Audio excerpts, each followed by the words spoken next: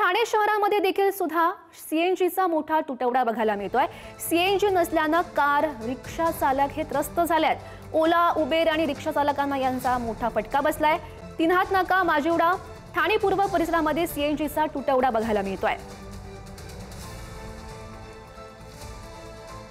आणि याविषयी अधिकची माहिती जाणून घेऊयात। आमचे प्रतिनिधी निकेश शार्दूल सध्या आपल्यासोबत आहेत। निकेश, काय खरं तर सध्या परिस्थिती आहे ठाण्यामध्ये सीएनजीच्या पंपाबाहेर, आणि कधीपर्यंत हा जो बिघाड आहे तो पुन्हा सुरू केला जाऊ शकतो?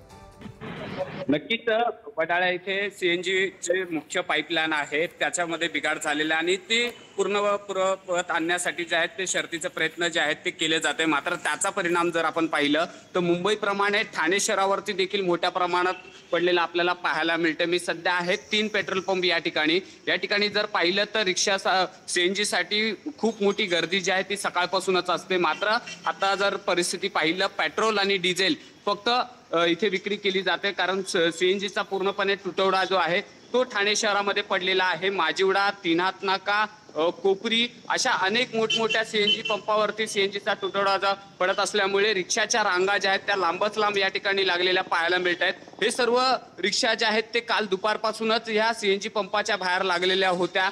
सीएनजी मिळत नसल्यामुळे हे सर्व रिक्षा चालक जे आहेत ते ताटकळत बसलेले आहेत। याचा मोठा फटका जो आहे तो रिक्षा चालकांना देखील पडलेला पाहायला मिळतोय। काही रिक्षा चालक आहेत। दादा, काय सांगाल, कधीपासून वाट बघताय सीएनजीची?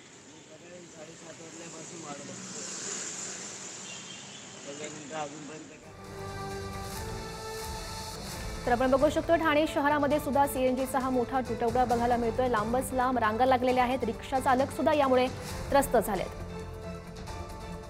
त्यामुळे कधी हा बिघाड दुरुस्त होण्यासाठी नेमके किती तास जातात हे बघणं सुद्धा खरं तर महत्त्वाचं असणार आहे।